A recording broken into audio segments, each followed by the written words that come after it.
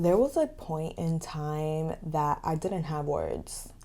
No words to connect to, no words to express, no words to hold me. Well, it was less of a point and more of a line, a continuous line that lasted many, many years.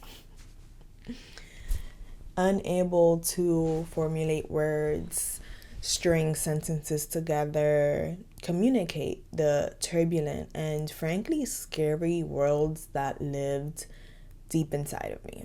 These years were dark and lonely, and looking back, I was barely holding it together. If you're watching this, you're probably an artist or a highly sensitive person, or maybe you feel like an outsider, or maybe you're all three, like me. The loneliness came first. See, I grew up as an only child, so I learned to build worlds around my Barbie and Bratz dolls to occupy my childhood. And it was fun because I had a wild imagination, but I definitely craved companionship. So I clung to the friends that I made in school for dear life because I desperately wanted a sisterhood. And this led to me becoming someone that people wanted to be friends with. But of course, friendships don't last when you shift yourself to fit the mold of someone else's perception of you. Relationships shouldn't last when people break your boundaries. But I didn't have any. I had lost myself to become someone that people wanted in their lives. Someone people sought when they wanted to laugh, or someone to lean on because the attention was enough. Because being seen meant that I was still here. But even when I was alone, I didn't see myself. The depression was inevitable, of course. How did I expect to go through life like that when it wasn't really genuine? But it was real though. The feelings were very real.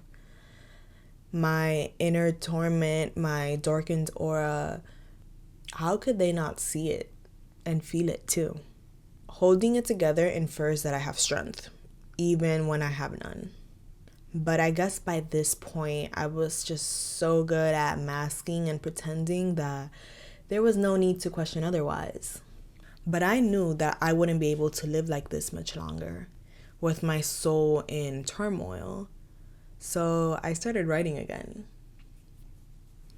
At first, it was too painful to bear, because when you're writing for yourself, you can't really lie to yourself, because then what's the point, you know?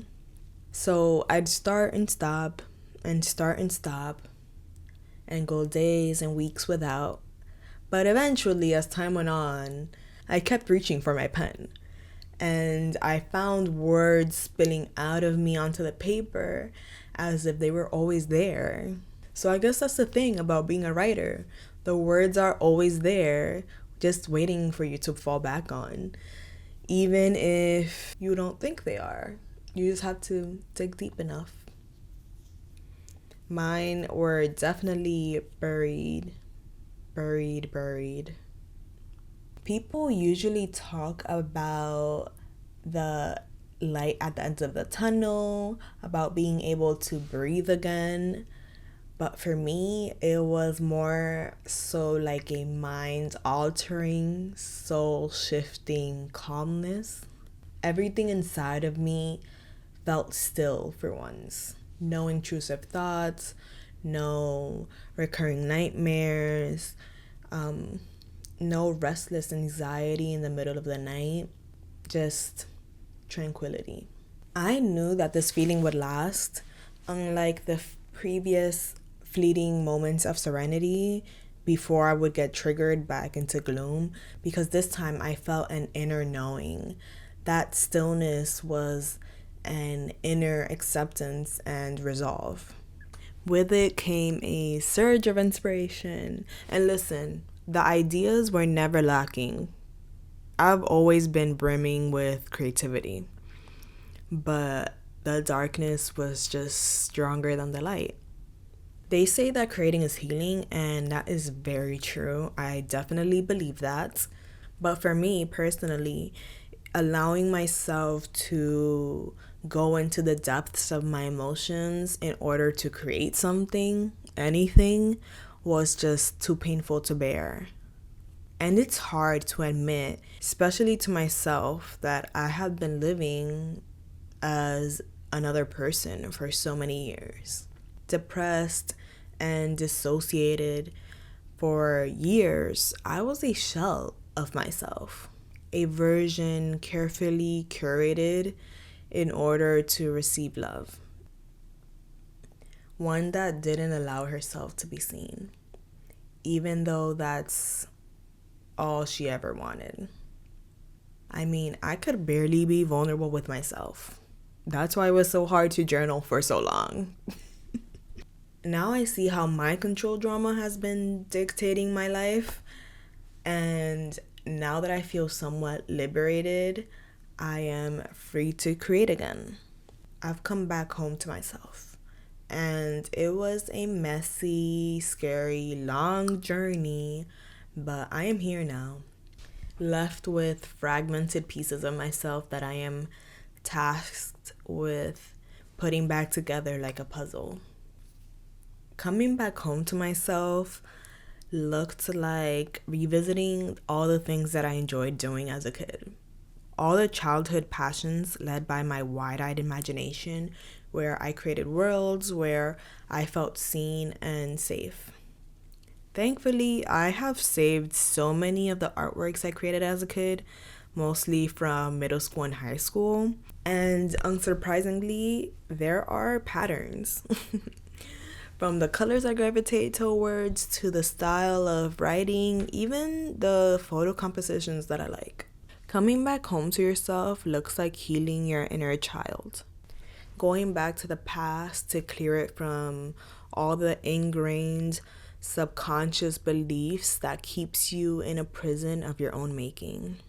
And with that new freedom, asserting your newfound power that was always inside of you, just buried deeply. Constant communication and boundaries are especially important during this stage because people will say that you're different now, that you've changed. But a great philosopher once said, "You say I've changed, but a pity if I stay the same." But trust yourself because your intuition will guide you, sometimes straight out of people's lives, but that's probably for the best. You need to put on your own oxygen mask first, right? Going inward and transmuting your pain to create something beautiful out of it, that's how you come back home to yourself. And how you honor the person that you were, the one that kept you alive all these years, even when you didn't want to be. So if you feel broken, open, and have trouble finding your place in the world, just remember that there will come a time that you will open a new door and come back home to yourself.